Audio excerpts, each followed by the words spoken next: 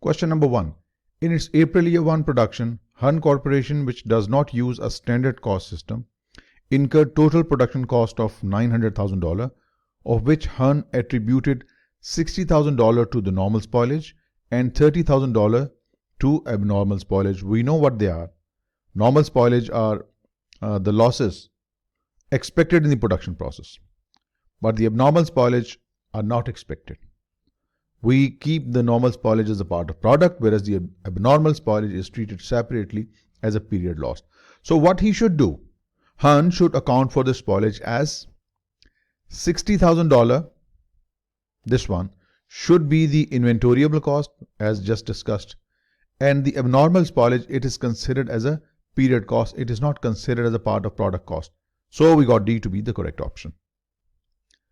Weighted average and first in first out equivalent units would be the same in a period when there is no opening stock. When the opening stock doesn't exist, I'm sure you would remember that when there is no opening stock, FIFO and the weighted average equivalent units would be the same. So straightforward, look no further. A is your correct option. Smile Labs develops 35 mm film using a 4-step process that moves progressively through 4 departments. The company specializes in overnight service and has the largest drugstore chain as its primary customer. Currently, direct labor, direct material, and overhead are accumulated by department. The cost accumulation system that best describes the system Smile Lab is using is operations costing. No, because operation costing, as we discussed in our overview, it's a hybrid system that it takes in job order costing and the process costing together. And it is recommended in situations where company produces different types of products. But here we have just a single item that goes through different processes, so this is not correct. Activity-based costing. Activity-based costing is a system we discussed. It will add up all the costs for each activity, and then the cost is allocated based upon different drivers, and the cost is transferred to the cost objects. We have a single product here that passes through different processes. Job order costing, again it is incorrect because in job order costing, products and services are identifiable as separate units. Here they move together in different processes. So the most appropriate option is going to be the process costing. So in process costing, costs are accumulated by departments, by processes, not by jobs, not by activities, not by operations. So without doubt, this is our correct option. Which of the following alternatives correctly classifies the business application to the appropriate costing system? Wallpaper manufacturing, wallpaper would move from different departments from one to another, different processes. So you should recommend process costing for wallpaper manufacturing, not job. And oil refinery, that is right. We use process costing for oil refinery. Aircraft assembly, it's separately identifiable, so it should be job order costing. Makes sense, it's the right one. But public accounting firm, it has different assignments, engagements, separately identifiable, so it would also use job costing. And we are looking for process costing in the second column and job costing system in the first column. So this B is not right as well. Even both are job, but we are looking for the job in first column, process in the second one. C, paint manufacturing. This involves process costing with the different processes and departments, and retail banking again involves process costing. Different departments are involved, so this is process costing also. Print shop manufacturer.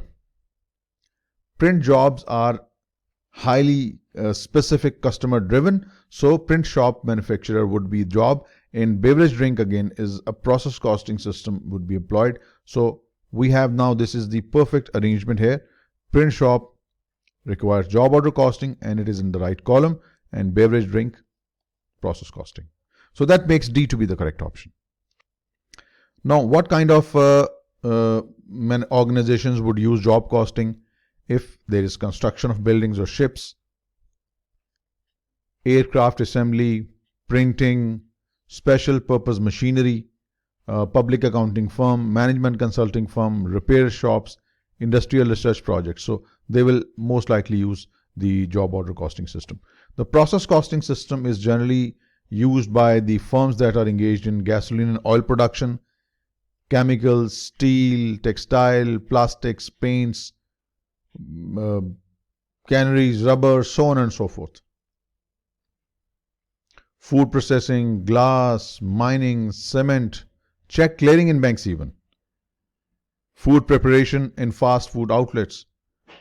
So you need to know which type of costing system is suitable in a given situation. Next. In a traditional job order cost system, the issue of indirect material is being issued to production department increases what? Mind the word. We're looking for increase in any of the following. First, stores control. When you issue indirect material, you are debiting your FOH control account and you're crediting your stores. So stores account is being credited, so it is decreasing, not increasing. So first option is incorrect. There is stores control account, but it is decreasing. We are looking for the one that is increasing. B, work in process control account. Work in process control account, it is debited when the direct material and labor are incurred, but the indirect material is transferred to the factory overhead control account, not in the work in process account. So this is basically incorrect. Factory overhead control account. Now this is correct.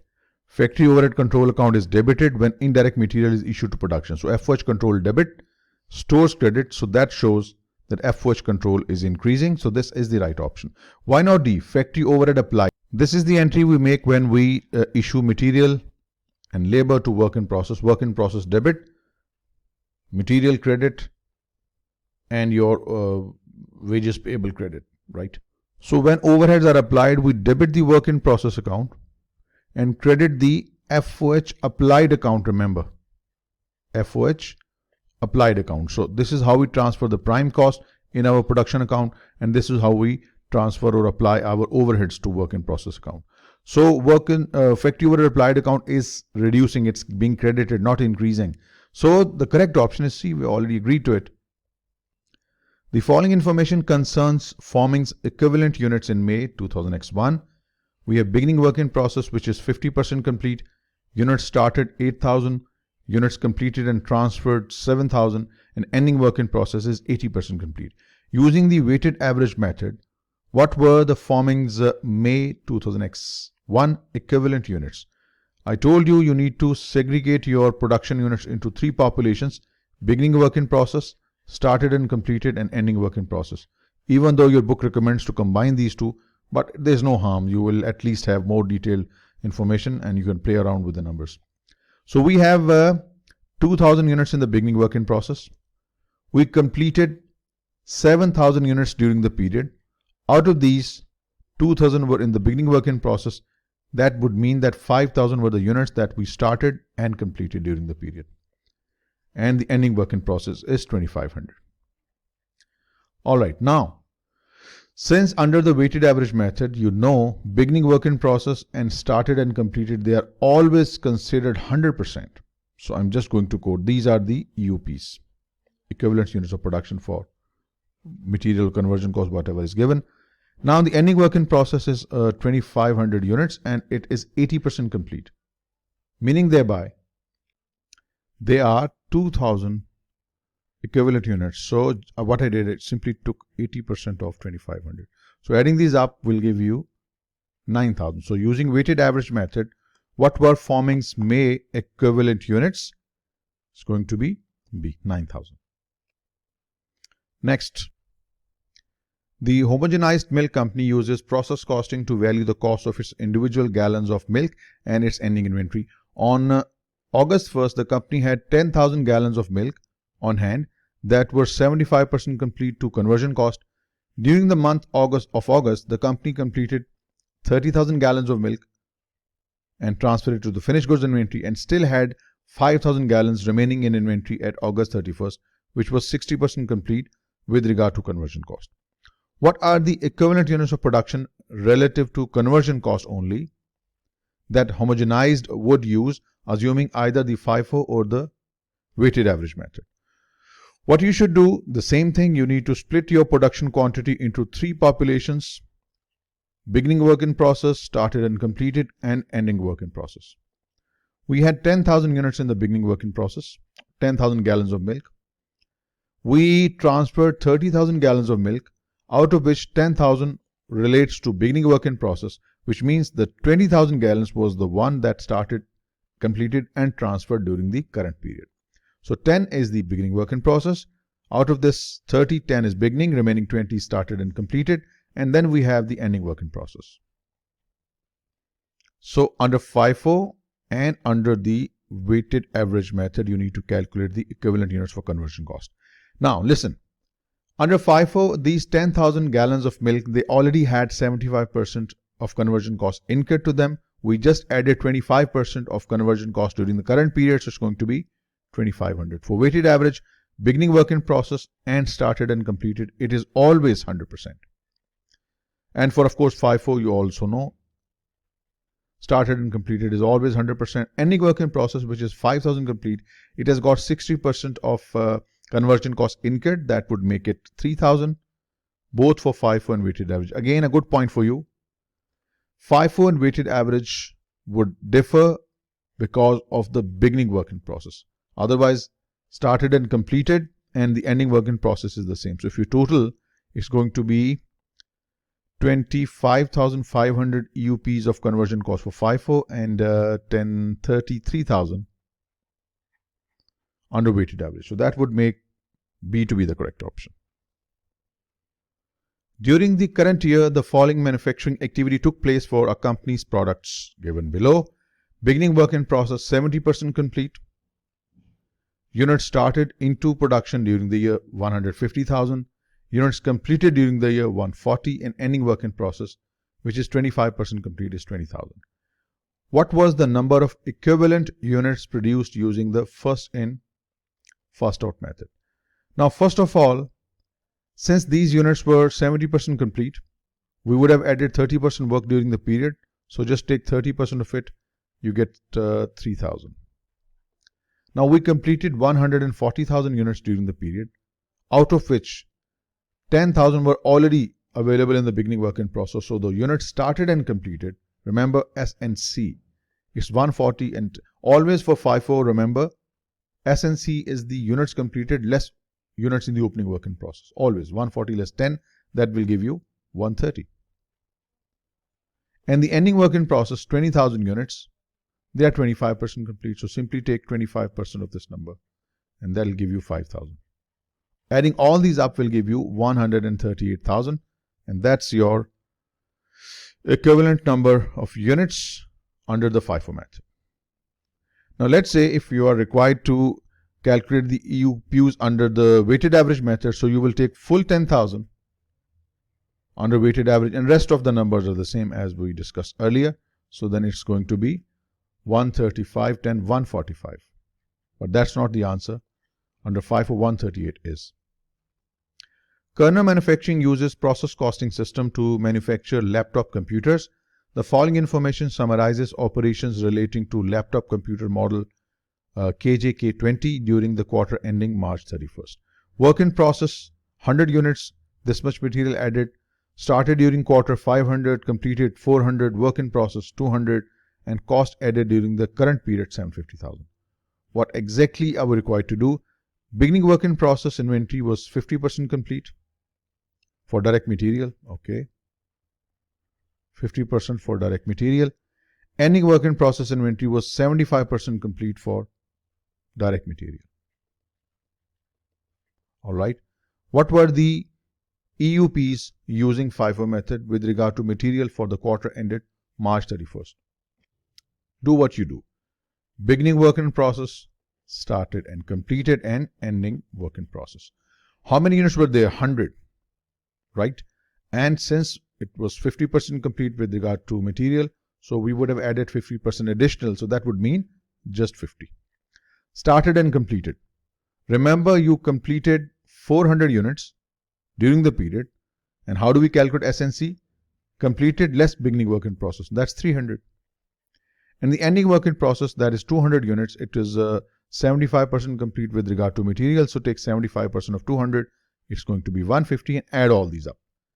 is going to be 500. So your EOPs for material during the period under FIFO method is 500. That's perfect match for option B. Next, Lucy Sportswear manufactures a specialty line of t-shirts using a job order cost system. During March, the following costs were incurred in completing job ICU2.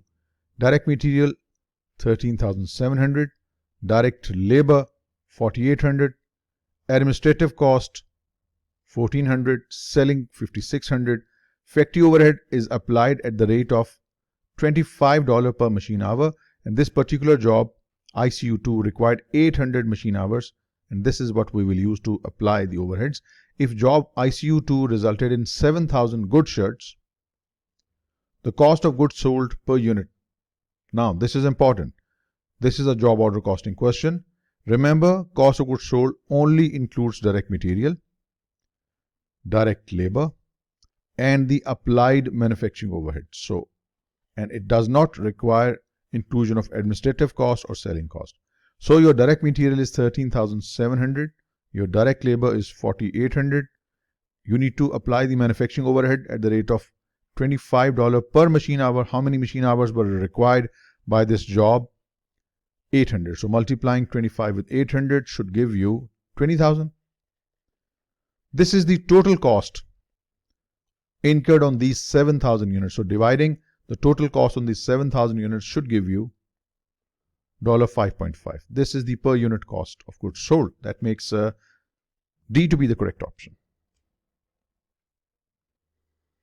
Okay, now this one is a huge question, and there are many questions related to this information. Question number 11, that is right in front of us. Then we have question number 12, question number 21, question number 22, and question number 39. All these questions are linked to this information given here. So we are going to solve it completely A to Z under FIFO method, because this part requires us to solve using FIFO. So we are going to use FIFO in solving this question. We will solve all these parts and then we will match our answers. Okay, so let us first read what the question is all about. Kimberth Manufacturing uses process cost system to manufacture dust density sensors for the mining industry. The following information pertains to operations for the month of May. We have been given the beginning inventory, May 1st, started in production in May, completed production during May, and ending work in process. Okay. The beginning inventory was 60% complete for materials and 20% complete for conversion cost.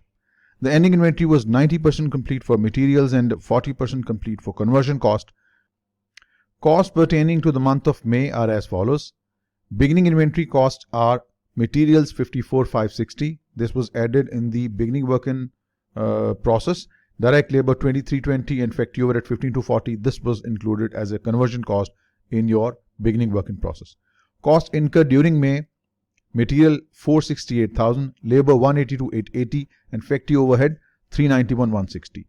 Using the first in first out method, the equivalent units of production for material are, as I told you that there are 5 questions related to this information. First question 11 requires to calculate the EUPs for material. We are going to solve it all completely from start to end, and then we will match our options. The first step in any process costing question is to separate your production into 3 categories: beginning work in process, started and completed, and ending work in process. Now, how many units were there? 16,000. Just write it here. You completed 92,000 units, out of which 16,000 were in the beginning work in process. So how do we calculate started and completed? Units completed less beginning work in process. So 92 less 16 will give you 76,000. Ending work in process is already given, 24. All right. Now let us calculate the EUPs for material and EUPs for conversion cost. All right. It says that 60% material was already added in the previous period in your beginning work in process. That means we would have added the remaining 40%. So it's going to be 16,000's 40%. It is 6,400.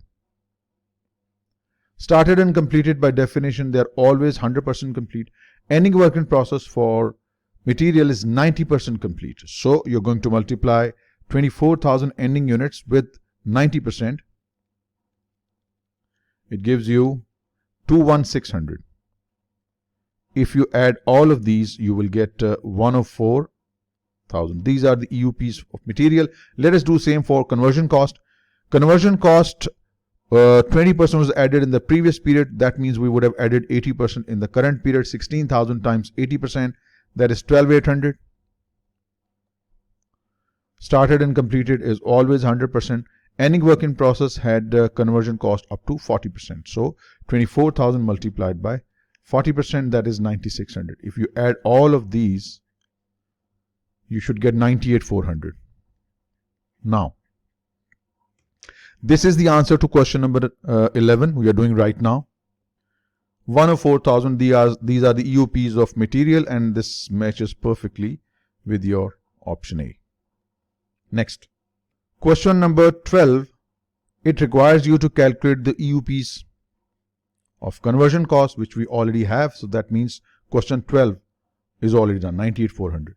In question 21, which is related to FIFO, for the same information, question 21 requires us to calculate the conversion cost per equivalent unit, and question 22 would require us to calculate the material cost per EUP, and question 39 requires the valuation of work in process. So let us do this one by one. Okay, conversion cost EUP is calculated. Next step is to calculate in question number 21, conversion cost per unit of EUP.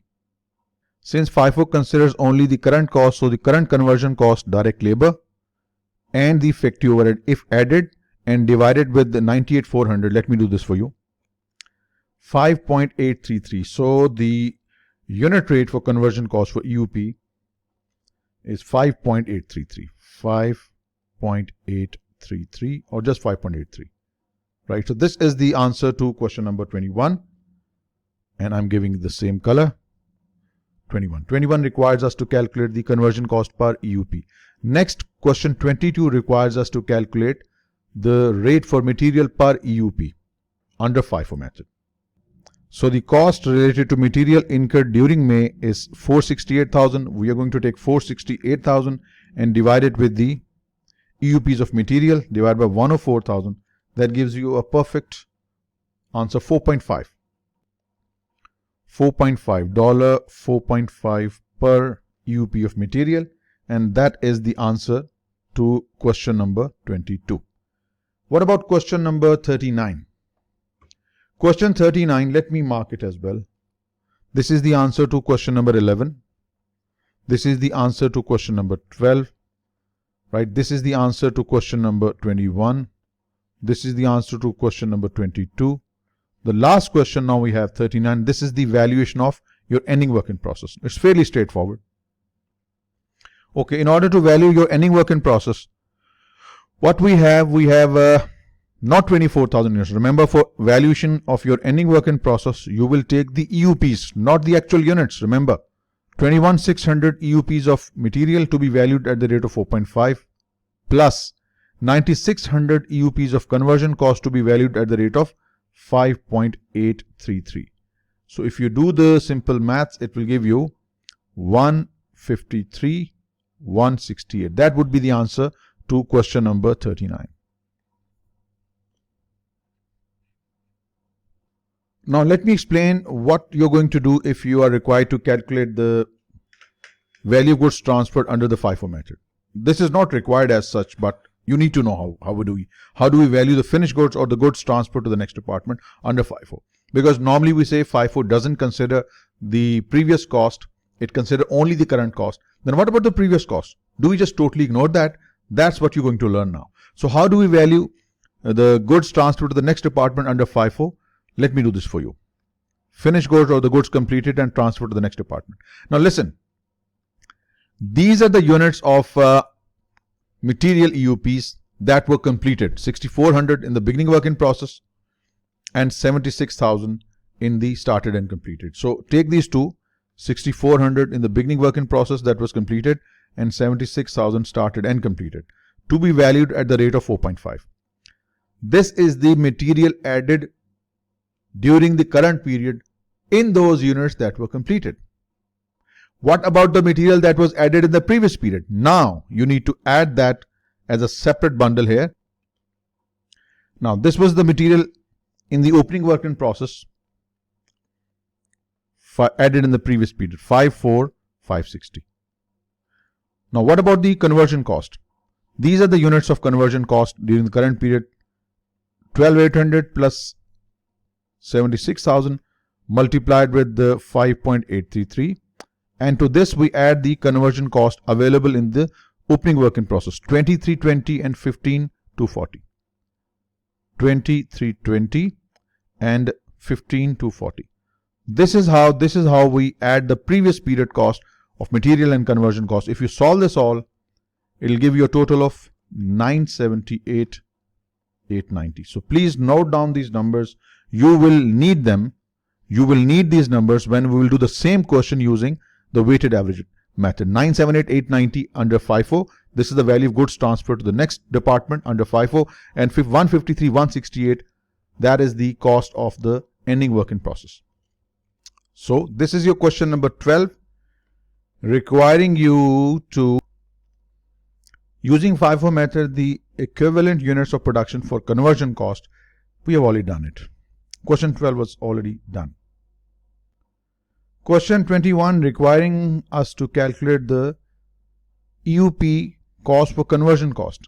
Conversion cost per EUP, we did it previously, it was 5.833. Question 22. Using FIFO, the equivalent unit cost of material, we did it earlier, it was 4.5. Question 39.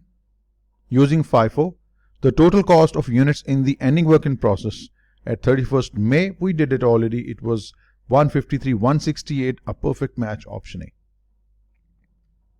So question number 11, 12, 21, 22, 39, all done. Next we have question 13. Black Incorporated employs a weighted average method in its process costing system. Black's work in process inventory on June 30th consisted of 40,000 units. These units were 100% complete with respect to materials and 60% complete with respect to conversion cost. The equivalent unit cost are $5 for materials, $7 for conversion cost. What is the total cost of the June 30th work in process? So what you're going to do, since we have been just given the ending work in process units, so you don't need to, and you can't make the three population of your units, beginning work in process, started and completed, and ending work in process. So what we can do is just take the units given. Since all material has been added, 100% material is added, so it's going to be 40,000. And it says 60% complete with respect to conversion cost. So these 40,000 units are 60% complete with respect to conversion cost, meaning thereby 60% of 40,000, that is 24,000 units. Now we have been given the rate also. $5 is the rate for material, $7 for conversion cost. So it's going to be 200,000 for material and 24,000 times 7, 168,000 for conversion cost. If you add these two, you get $368,000. That perfectly matches with your option C. Based on the following data, what is the cost of goods sold for the company? Sales is given, net purchase of raw material, cost of goods manufactured, marketing and administrative expenses, indirect material, work in process opening closing, finished goods opening closing. We need CGS, and we have been given the cost of goods manufactured. I hope you would remember cost of goods sold is equal to cost of goods manufactured plus opening stock of finished goods minus closing stock of finished goods. You have this and this, that's all. Cost of goods sold is $800,000. Opening stock of finished goods is $100,000, and the closing stock of finished goods is $500,000. Simplify and you get your answer. 900,000 less 500, so it's $400,000. That makes B to be the correct option. Okay, in the past, 4 direct labor hours were required to produce each unit of product Y. Material cost 200 per unit. The direct labor rate is $20 per hour. And the factory overhead was 3 times the direct labor. That is the factory overhead application rate. In budgeting for the next year, management is planning to outsource some manufacturing activities and to further automate others. Management estimates that these plans will reduce the labor hours by 25%, increase the factory overhead rate to 3.6 times from the current 3 times of the direct labor cost, and increase the material cost by $30 per unit. Management plans to manufacture 10,000 units. What amount should the management budget for the cost of goods manufactured? Okay. We know, as per the information given, the manufacturing cost is sum of direct material, direct labor, and the manufacturing overhead. What we see is that direct material cost is going to go up by $30, so the new cost is going to be $230. Direct labor. Initially, it required us 4 hours, given right here, 4 hours of direct labor, which were paid at the rate of $20 per hour. But it says that the labor cost is going to reduce by 25%, which means 4 hours at the rate of $20, which is going to be reduced by 25%, just multiply it with 75%. 4 hours at the rate of new rate, that is $20 times 75%, the labor cost is going to be $60. The manufacturing overhead rate or factory overhead rate is 3.6 times of the direct labor cost. This is your direct labor cost, so manufacturing overhead is going to be 3.6 times of new labor cost of $60. So 3.6 times 60 gives you 216. If you add all these, 216 for MOH, 60 for labor, 230 for materials, gives you 506. This is your unit cost. You're planning to produce 10,000 units, just multiply this with 10,000. What you get is a straightforward B, 5.06 million. That makes B to be the correct option. Below are data from the income statement of Brown Incorporated. Beginning inventory of finished goods 16, ending inventory finished goods 21, cost of goods sold, gross margin, operating expenses, net income. What was Brown's cost of goods manufactured? There are two ways. Either we can find the cost of goods manufactured from the total manufacturing cost adjusted for work in process, opening and closing, and we don't have them. Else, CGM is a part of CGS formula. CGS is equal to cost of goods manufactured plus opening stock of finished goods minus closing stock of finished goods. That can work. That can work surely. We have CGS, which is 43,000. We want to find CGM, call it X. We have opening stock of finished good, that is 16,000. And we have the closing stock of finished good, that is 21,000. So making X the subject of this equation, it's going to be 43,000 plus 21,000 less 16,000, and the net would be the CGM, and it's going to be 48,000, which is your option C. Mary Company, two major categories of factory overheads are material handling and the quality control. These are the two major categories of manufacturing overhead or factory overhead. The cost expected for these categories for the coming year are as follows. Material handling is going to be $120, quality inspection $200,000. Fine. The plant currently applies overhead based on the direct labor hours. This is the application base. How do we establish our manufacturing overhead rate or rate for these specific overheads?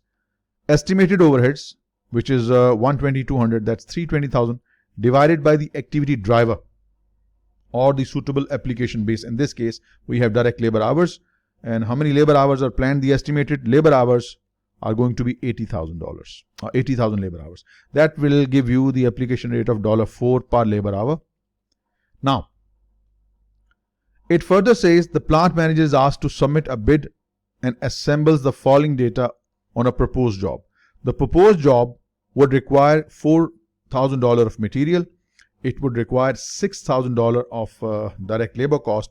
Now we need to apply the manufacturing overhead rate, that is $4 per labor hour. This job would require 2,000 labor hours. That means the manufacturing overhead applied would be 8,000. This 8,000 will contain a fraction of material handling and quality inspection. If you add all these, you should get your answer. $18,000 is the estimated cost for this proposed job D. A company uses a process costing system to record inventory cost data at the end of the month. Work in process inventory 100 units, which are 100% complete to material, 80% to conversion cost. Finished goods inventory, which means it's totally complete with regard to material and conversion cost. The company uses the weighted average method to compute the cost. Its total cost for the month are $10,000 for direct material and $19,600 for conversion cost. What is the total conversion cost per EUP? So for conversion cost, 900 units of finished goods, 100% complete, so EUPs of conversion cost 900. Work in process 100 units, only up to 80% complete with regard to conversion cost, so that's going to be 100 times 80%, that's 80. So the EUPs of conversion cost are 980. The conversion cost under the weighted average method is 19,600. 19,600 upon 980 gives you the rate of $20. What is the total conversion cost per EUP? That's 20. B is the correct option.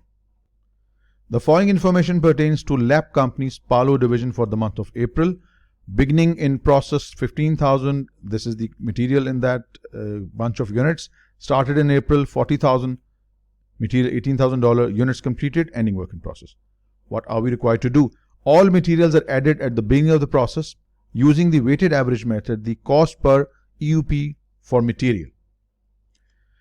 First and foremost, what we have been doing, splitting your units into three populations: beginning work in process, started and completed, and ending work in process. Beginning work in process, 15,000, fully complete with regard to material. If we completed a total of 42,500 units, out of that 15,000 were from the beginning work in process. So I told you S&C is equal to units completed minus beginning work in process. The difference would be the started and complete. It's going to be 27,500, and ending work in process given is straightforward 12,500. Now, remember, in this process, material is added at the beginning of the process, which means all these units under the weighted average are complete with regard to material. So if you just add all of these up, it's going to give you 55,000. Now, this is the cost of material in the beginning work in process. This is the cost of material added during the period. Under weighted average, we consider all the costs, previous period and current periods combined, and divide it with the EUPs for the current period. So it's going to be 18 plus 5,500, 18,000 plus 5,500 divided by 55,000. That gives you 0.427, which is approximately 0.43. That matches perfectly with your option D. Now the same question again, but this time we will be doing it using the weighted average method. Question number 20, question number 26, and question number 38. Question number 20 would ask you to calculate the cost, material cost per EUP. Question 26 will ask you to calculate the conversion cost per EUP, and question 38 will ask you to calculate the value of work in process. So these are the specific requirements of these three questions. Let us do what we have been doing. We will split our production quantities into three populations: beginning work in process, started and completed, and ending work in process. But this time we are going to use the weighted average method.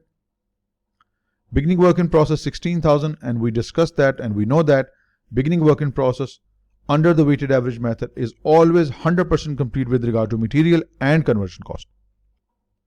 So 16,000 for material and 16,000 for conversion cost. How do we calculate S&C? S&C is the units completed less beginning work in process, that is 76,000, and they are always complete with regard to material and conversion cost. Finally, the ending work in process, we have 24,000 in the ending work in process, and it says that the ending work in process is 90% complete with regard to material. 24,000 times 90% gives you 21,600, and the ending work in process is 40% complete with regard to conversion cost. 24,000 times 40%, that gives you 9,600.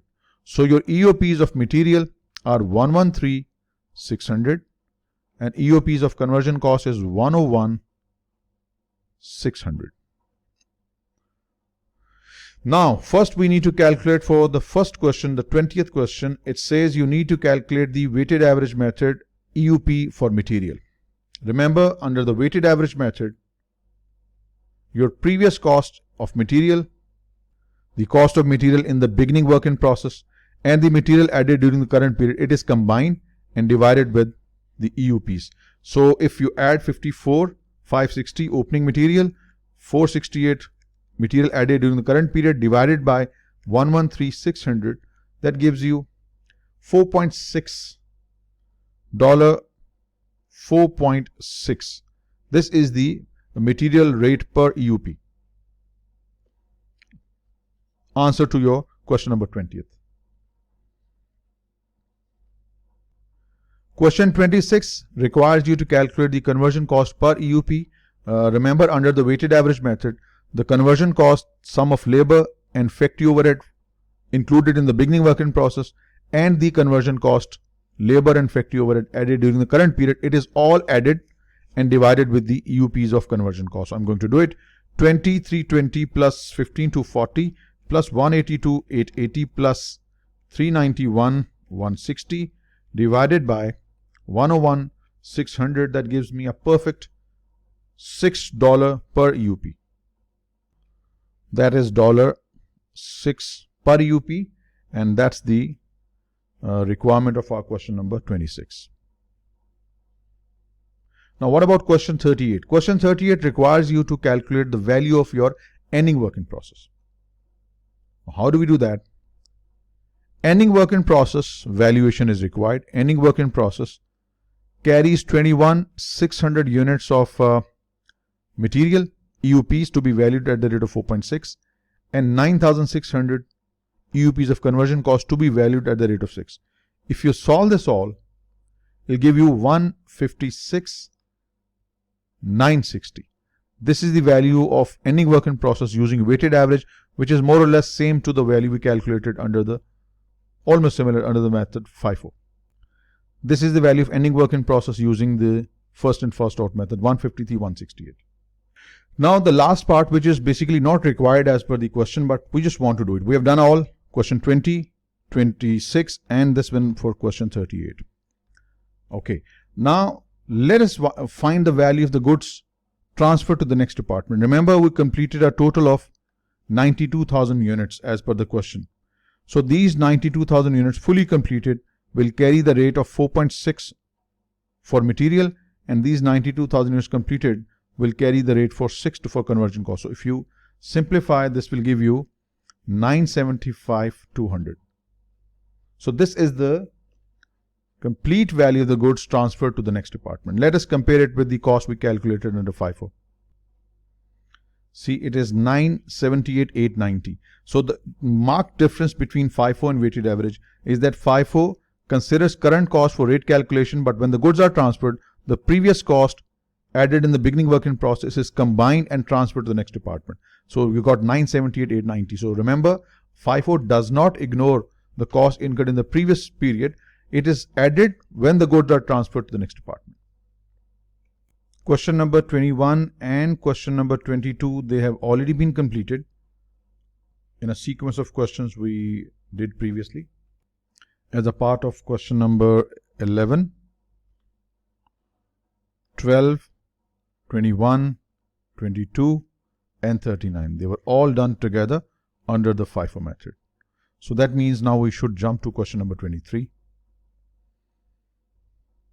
Okay, now what this question is all about, it says Jonathan Manufacturing adopted a job costing system. For the current year, budgeted cost driver activity level for direct labor hours and direct labor cost were $20,000 or 20,000 hours and $100,000 respectively. What basically it means is that your direct labor hours planned are 20,000 and your direct labor cost based upon this planned hour is 100,000. That means you pay $5 per hour to your workers. Okay. In addition, budgeted variable and fixed factory overheads were 50 and 25. 50 represents your budgeted variable overheads and 25 represents your budgeted fixed overheads. Actual cost and hours for the year were as follows: labor hours actual, labor cost actual, machine hours actual. For a particular job, 1500 labor hours were used. Using the direct labor hour as a cost driver for your indirect cost, of course, because you use labor hours, machine hours, units as a driver or as an allocation base for your indirect cost. What amount of overhead should be applied to this job? Let us first calculate the manufacturing overhead rate driven by the labor hours. You take the estimated overheads, fixed and variable combined, 75, and you take the estimated labor hours, that's 20,000. That gives you a rate of $3.75 per labor hour. That's the rate application we are going to make. It's called the overhead absorption rate, recovery rate, allocation rate, whatever you want to call it. Since this job requires 1500 labor hours, so estimated manufacturing overhead that is going to be applied for this job is going to be 1500 hours times 3.75. So it's going to be 5625. That perfectly matches with your option C. It says Kerner Manufacturing uses process cost system to manufacture laptop computers. The following information summarizes operations relating to laptop computer model KG Case 20 during the quarter. Beginning work in process, started, completed overall, and the ending work in process. This was the direct labor cost at the start, cost at the end. What are we required to do? Beginning work in process was 50% complete for direct labor. Ending work in process was 75% complete for direct labor cost. What is the total value of direct labor cost in the ending work in process inventory using the weighted average unit cost inventory valuation method? What we know that we need to divide our population of units into three categories: beginning work in process, started and completed, and ending work in process. We had 100 units in beginning work in process. We completed 400 units during the period, out of which 100 were beginning. That means started and completed, which is equal to completed less beginning work in process is 300 and ending work in process is 200. Under weighted average, beginning work in process and started and completed, they are always 100%. Ending work in process, which has 200 units, it is 75% complete with regard to the labor cost. Is going to be 150. So if you add all these, 550. Now what you're going to do, add these two, labor cost opening plus what we added in the current period, and divide it with 550. So 720 plus 50, 770. Total labor cost divided by 550 EUPs, it gives $1,400 per EUP of labor. If this is the rate, we need to value the closing inventory, which has physical 200 units, but for the purpose of valuation, you will take the EUPs of labor. 150 multiplied by 1400, that gives you 210. This is the valuation of your inventory for labor cost, and that will give you C to be the correct option. This question is exactly the same. What he has done, he simply replaced direct labor with direct material. You will do everything as is, and simply take the numbers previous. 770 divided by the EUPs will be even 550. The result will be 1400 per EUP of material.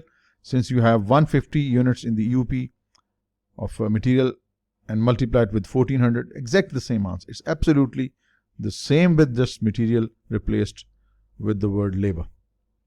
210. Question 26 has already been done as a sequence of questions from question 20, 26 and 38 using the weighted average method, so it's already done. Alright, now we have another set of questions. This is the question that would require you to calculate the FOH control over or under applied. The next question related to this information is question 30th. That will require you to calculate the total manufacturing cost, and the same question 32 with the same information will require you to calculate the CGM. So we are going to do all of these in this question and we'll match our options. Alex's company had the following inventories at the beginning and the end of the month: finished goods, opening closing, work in process, opening closing, direct material, opening closing. The following additional information was available for the month of January. We have direct material purchased, returns transportation in, direct labor, and actual factory overhead. Alex company applies factory overhead at the rate of 60% of your direct labor cost. And any over-applied or under-applied overhead is deferred until the end of the year. December 31st, Alex company's balance in the factory overhead control account for January was. Right. Now, first of all, this is the actual factory overhead. And the application rate is 60% of direct labor cost. Fine. This is your direct labor cost. And 60% of this is going to be 180. Now you can see that overhead applied, the manufacturing overhead or factory overhead applied is 60% of your direct labor, which is 180. Whereas your actual factory overhead, it is 175. So you applied more. FOH applied is 180. FOH actual is 175. So how do we net it off? There are two ways. Let me tell you how you can do it. Either you maintain two separate accounts, one for the overhead applied, other for the overhead control. All the actual expenses are listed on the debit side. All the applied come on the credit side of this account. Like here, the applied is 180 and here the actual is 175. At the end, what you do, either you transfer applied to control or control to applied. That's what we do in accounting. So in either case, your overhead will have a credit balance because the credit is more than the debit. So you will have a credit balance of fixed factory overhead account. So it is clearly over applied by 5,000. So that makes D to be the correct option. The second alternative you may have is to use a single account where applied is shown on the credit side, actual on the debit side. Actual was 175, applied during the period was 180. Eventually you end up with the same answer. You will have a credit balance at the end. Over applied by 5,000 will have a credit balance. So this is the next question in line. Question 27 we have just done. This is question 30th, requiring you to calculate the total manufacturing cost. Let's read the requirement. What is the total manufacturing cost for January? So let me show you how do we calculate this. Total manufacturing cost is equal to the direct material used in production. To that you add direct labor cost plus the factory overhead applied or actual, as the case may be. In this question we are using the application, so we will use the FOH applied. We have the direct labor given straight away, $300,000. FOH applied is 60% of your direct labor cost, that is 180. This is already given. What we need is direct material use. How we calculate direct material use? Remember, direct material used in production is equal to the opening stock of raw material plus purchases plus transportation in minus any returns and allowances less the closing stock of raw material. We have everything. Opening stock of raw material is 134. I'm just omitting zeros. Purchase of the direct material is given as 189. Transportation in is 3. Returns are 1000 and the closing stock is 124. So the net is 201 and of course 30,000. So this is the direct material use which will you input here, and this will give you the total manufacturing cost. Direct material used, direct labor and FOH applied, factory overhead applied. It's 681,000. So that gives you A to be the correct option. Next question, number 32, would use the same information. It would require you to calculate the cost of goods manufactured, and you will use this total manufacturing cost there. Let me take you there to question number 32. Same question, but this time you need the cost of goods manufactured. Remember, cost of goods manufactured is equal to total manufacturing cost, which we calculated just now, 681,000. And to this you add your work in process opening and you deduct your work in process closing. We have them all. Work in process opening given as 235 and work in process closing 251. Right? If you simplify, it will give you 665,000. This is your cost of goods manufactured, a perfect match with your option A. Now let's say if we are required to calculate the cost of goods sold, we are just doing it on our own. 665 is the cost of goods manufactured 665. If you are required to calculate the cost of goods sold, that is equal to cost of goods manufactured, which we just calculated. To this you add your finished goods opening stock and you deduct your finished goods closing stock, and there you go. Cost of goods manufactured is 665, finished goods opening is 125, finished goods closing is 117, and the net will give you the cost of goods sold. Simple as that. That will be 673,000. So all these questions related to Alex company have been done. Question 27, question 30th, and question 32. Now the next question in line is question 28. And again it's a set of few questions. Question number 28 will require you to calculate the FOH under or over applied. Question 31 will require you to calculate the cost of goods manufactured. Question 34 will require you to calculate the total manufacturing cost. So let us just do all of them right here. FOH under or over applied. This is the FOH actual.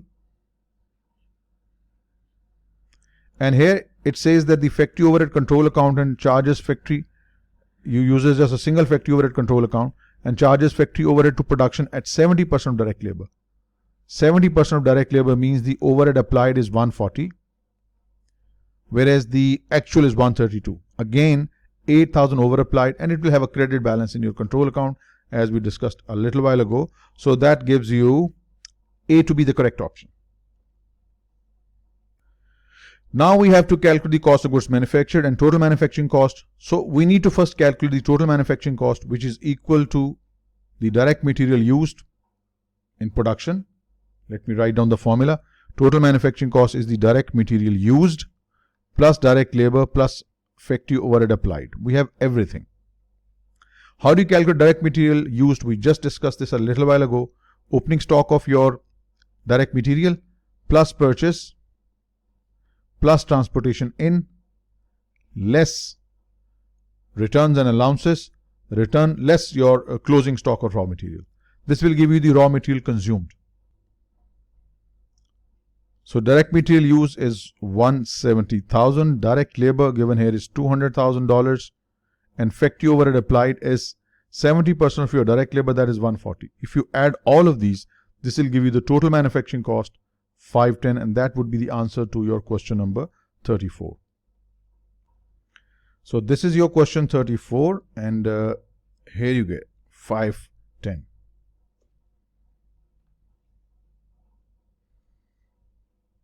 So this question is done.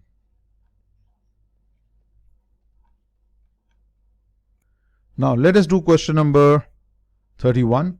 Here we have to calculate the cost of goods manufactured, which is equal to total manufacturing cost, which we just calculated. To this we add, we calculated total manufacturing cost to be 510. To this we add our beginning work in process 145 and deduct your ending work in process. This will give you the cost of goods manufactured. So answer to the question number 31 is going to be 484,000 as your cost of goods manufactured. This is it. 484, that's the cost of goods manufactured and transferred to the finished goods. So this part is done as well. Question 31 gone.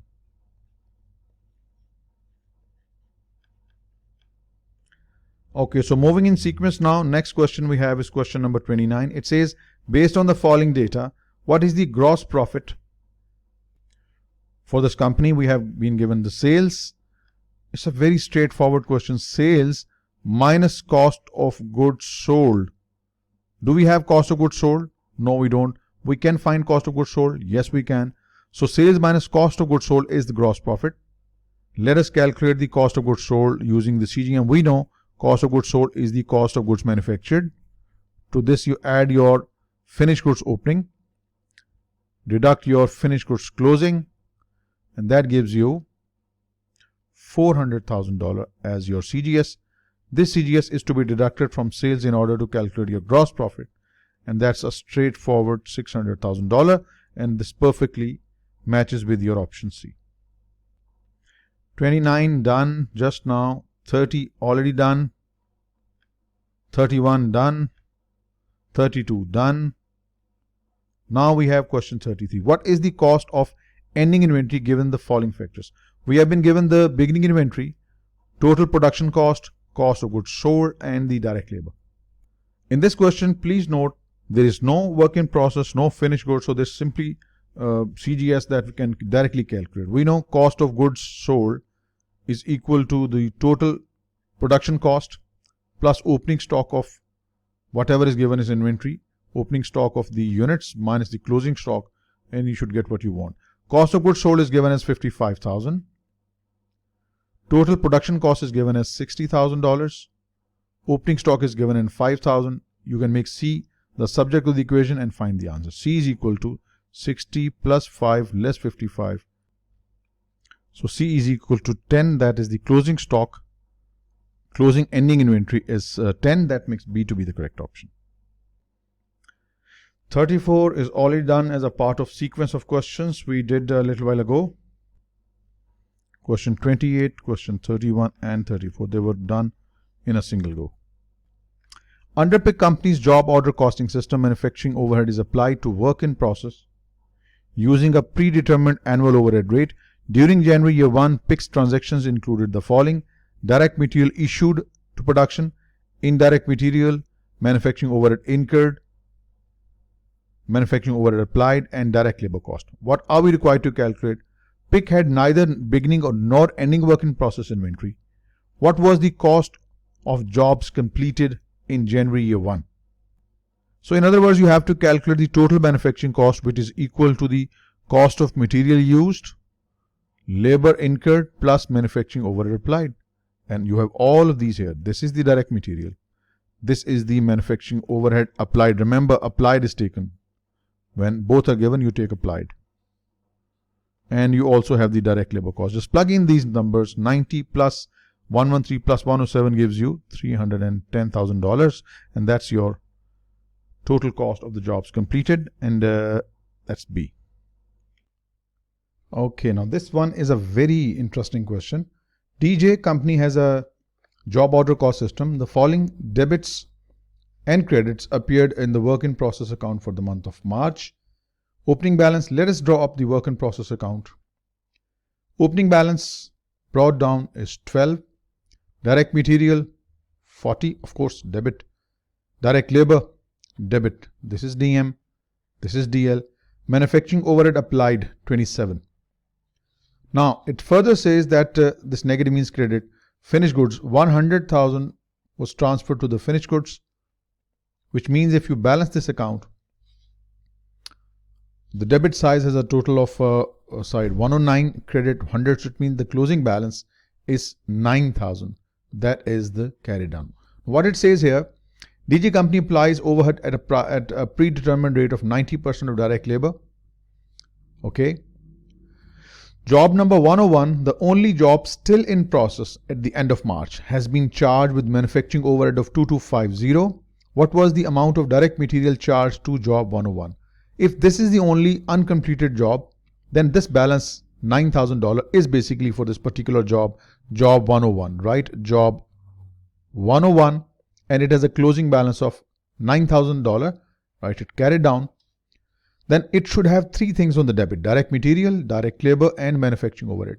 We have been given the manufacturing overhead, that is 2,250. We can write it as 2.25. And since the overhead is applied at the rate of 90% of direct labor, so this 2.25 is 90% of direct labor.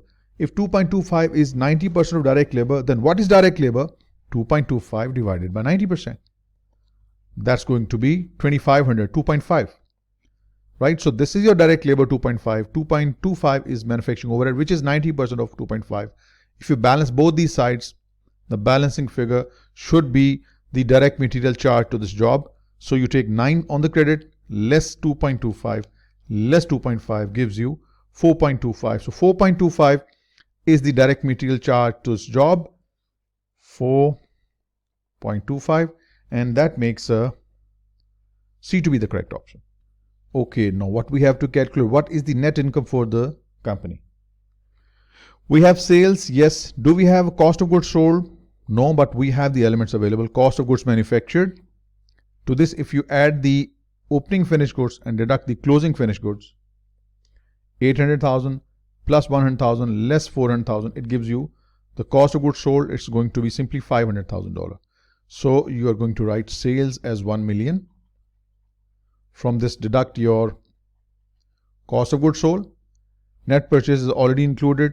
Marketing admin cost, yes, 250. Indirect manufacturing cost, this is already included in the cost of goods manufactured. Work in process is already accounted for when we calculate cost of goods manufactured. Remember, cost of goods manufactured is the total manufacturing cost plus work in process opening minus work in process closing. So they have already been taken care of. You just need to solve this million less 500,000 less 250 for marketing and admin cost. There you go. You got your answer. B.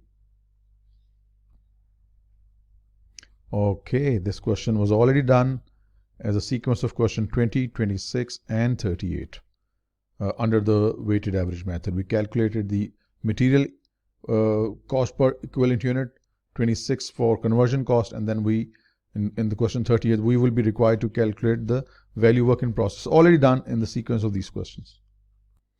Yes, question number 39. This question requires you to calculate the value of work in process under FIFO, and this question has already been done in a sequence of question 11, 12, 21, 22 and 39.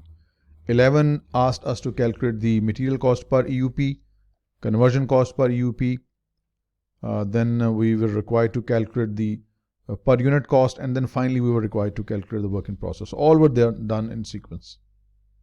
Next question number 40. A company estimates that it will sell 100,000 units of finished goods in March. That's your planned sale, or what you call the budgeted sales.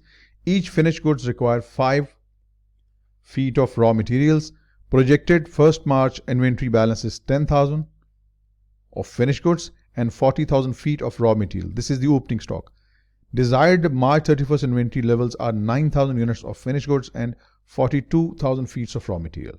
What amount of raw material should the company plan to purchase? Now this is an interesting question. First you need to draw up the sales budget. This is the input to draw up your production budget. Once you have the production budget, then you go for the direct material purchase budget. We have just been given the sales budget. How do we drive the production budget from sales budget? That's the planned format. You start with the planned sales, or let's call it budgeted sales. To this you add the desired closing stock of finished goods, and from this you deduct the opening stock of finished goods, and everything is given.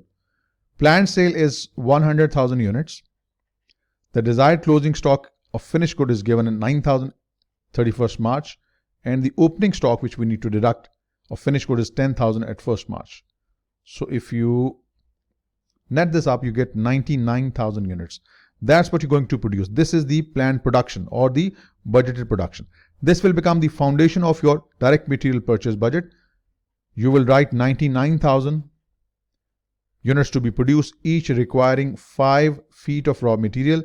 99,000 times 5, you need 495,000 feet of raw material. This is the material needed for production. You'll go the same way. Add the desired closing stock of raw material, and from this deduct the opening stock of raw material, and there you go. Desired closing stock of raw material, I guess it's given here as 42,000 feet. And the opening stock we already have, the desired is 40,000. That needs to be deducted. So if you 495 plus 42 less 40, which basically means 495 plus 2, 497,000 feet. That's what you need to purchase. That's what you need to produce in units, and that's what you need to purchase in feet, the raw material. So that makes A to be the correct option. Next question. Mason Company uses a job order cost system and applies manufacturing overhead to jobs using the predetermined overhead rate based on the direct labor dollars. The rate for the current year is 200% of the direct labor cost. That's how we apply overheads to production. This rate was calculated last December and will be used throughout the current year. Mason had one job 150 in process on August 1st with raw materials cost of 2,000 and direct labor cost of 3,000. During August, the current period, raw materials and direct labor added to the cost to the jobs were as follows. This is the detail for raw material and the direct labor. Actual manufacturing overhead for the month of August were 20,000. During the month, Mason completed job 150 and 151. For August, manufacturing overhead was. Now, we have just learned that the overhead is applied at the rate of 200% of direct labor. So, for the month of August only, we are not concerned what happened in the previous month. Just the current period direct labor cost is 1500. The overhead is applied at the rate of 200% of this. Is going to be 3,000 for this job, 10,000, 200% of 5,000, 10,000 and 5,000. So if you add all these or just take the total, then take 200%, your choice. So it's going to be 18,000. This is the total manufacturing overhead applied. This is applied. What the actual was 20,000. So you applied 18. The actual was 20. So that clearly means you under applied. Your overheads were under applied by 2,000. This is indeed an interesting question. A company that produces a single product using a continuous process had no work in process on April 1st, no beginning work in process. During the month of April, 10,000 units were started, 9,000 were completed. So basically 9,000 is started and completed. So your ending work in process must be 1,000 units. The ending work in process was complete as to material, but 50% of the conversion cost is added so far. The cost of direct material was 114. The cost of direct labor was 38. Manufacturing overhead is assigned at the rate of 50% of the direct materials. For the purpose of determining the cost of goods manufactured in April, what is the cost per equivalent whole unit? So what you're going to do, write SNC and the ending work in process for material and for conversion cost. Started and completed 9,000. Complete for material and the conversion cost. The ending work in process has 1,000 units and it says that all direct material was added at the beginning, but only 50% of conversion cost was added. The ending work in process was complete as to material and 50% complete as to conversion cost. So which means these 1,000 units, they are complete with regard to material, but only 500 with regard to conversion cost. So equivalent units for material is 10,000. For conversion cost 9,500. Next step is to calculate the rate. How do we do that? Divide your material cost, which is 114,000 with 10,000. This will give you the rate 11.4 per equivalent unit of material. Conversion cost is little twisted, please. Make sure you understand it well. For conversion cost, you have the direct labor given 38,000, right? But the manufacturing overhead is assigned at the rate of 50% of direct material cost. This is your direct material cost. If you take 50% of this number, I'm going to write simply 50% of 114,000. And once I calculate the numerator, I'm going to divide it with the equivalent units of conversion cost. So if I do, I'm going to get a straight number $10. Now, if you ask me to determine what would be the cost per equivalent whole unit, so that will include 11.4 for material and $10 for conversion cost. So it's combined 21.4. That makes B to be the correct option. A company uses process costing to assign product cost. Available inventory information for the period is as follows. We have no beginning work in process. That means the unit started 15,000, completed 13,500, and the ending work in process clearly is the balance between 15 and 13.5. Okay, what are we required to do? The ending inventory was 25% complete as to conversion cost. 100% of direct material was added at the beginning of the process. What was the total cost transferred out? We'll do the same thing what we do. No need to take beginning work in process. Start with the started and completed and the ending work in process. Write material and conversion cost. These 13,500 units, they are complete with regard to material and conversion cost. And these 1,500 ending work in process, they are 100% complete with regard to material, but only 25% complete with regard to conversion cost. So 1,500 times 25%, that'll give you 375. Total 15,000 UPs for material and 13,875 for conversion cost. The next step is to calculate rate. You will divide your material cost 75,000 with the EUPs of material, conversion cost with the EUPs of conversion cost. Now, if you calculate the rate are going to be very nice. Complete whole 5 number for material and $4 for conversion cost. The question says, what was the total cost transferred out? You transferred out 13,500 units to the next department to be valued at the rate of 5 for material and 4 for conversion cost, that is direct labor and overheads combined. So multiply 13,500 with 9, you will get 121,500. That gives you C to be the correct option. The accountant for Champion Brake Incorporated applies overheads based on the machine hour. That's the application base. The budgeted overheads and machine hours for the year were 260,000 and 16,000 respectively. We can use this information to establish our rate. Manufacturing overhead rate based upon machine hour is 260,000 estimated overhead and 16,000 is the estimated activity base. It'll be 16.25 per machine hour. That's the application rate. The actual overheads and machine hours incurred were this, and these were the hours worked for. The cost of goods sold and inventory data compiled for the year is as follows. Direct material, COGS, work in process, finished goods. What exactly are we looking for? What is the amount of over or under applied overhead? Just the over applied or under applied. This is the rate.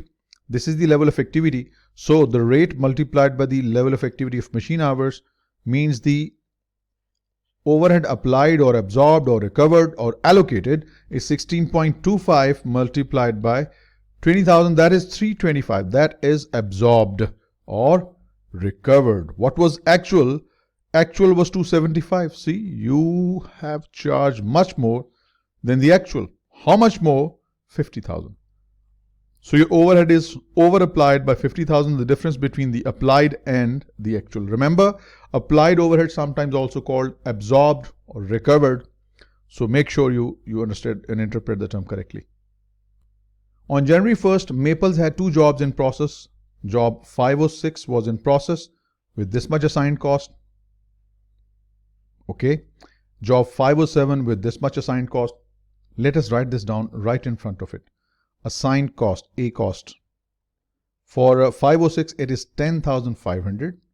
And for 507 job number is 14,250. Fine.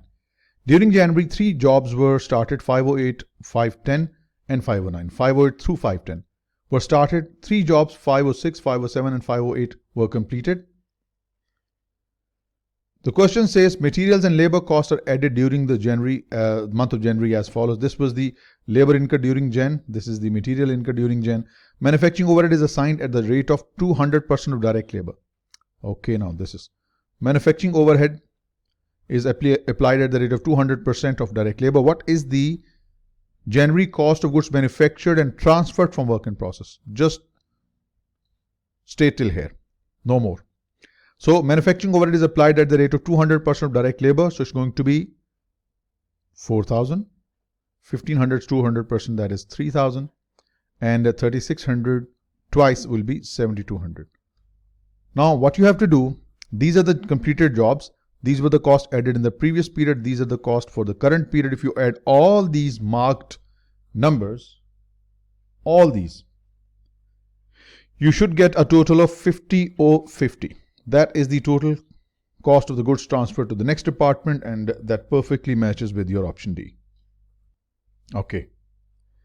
During May, Mercer Company completed 50,000 units costing $600,000 exclusive of spoilage allocation. No spoilage is included in this amount, neither normal nor abnormal. Of these completed units, 25,000 were sold during the month. An additional 10,000 units costing 80,000 were 50% complete at the month's end. All units are inspected between the completion, this is very important, between the completion of manufacturing and transfer to the finished goods inventory. And at that very point, we determine whether the goods are fine or not. Since these items we started work on are 50% complete, which means they have not yet been inspected. So just reject them, ignore them, do not consider them in our computation. It says normal spoilage for the month was 20,000 and abnormal spoilage was 50,000 was also incurred during the current month. We know what these losses are. Normal spoilage is expected, abnormal is unexpected. How do we treat? We know this 50,000 abnormal spoilage is charged in full as a period loss for the period, or period charge for the month of May. What about the normal spoilage? Normal spoilage is included as a part of product. Since we have 50,000 units and this $20,000 is included in these 50,000 units, half of them have been sold and half of them are still unsold, which means if 20,000 is your normal spoilage, it is divided into two components. The one that is still in your closing stock is your asset, is your inventory. The goods that have been sold, 25,000 units were sold, they carried with them this $10,000 of normal spoilage. So the question says the portion of total spoilage that should be charged against revenues is this 50,000 for abnormal spoilage and this $10,000 normal spoilage that was included in the half of the goods we produced during the period. So that makes the total spoilage charge against revenue is $60,000. That makes D to be the correct option.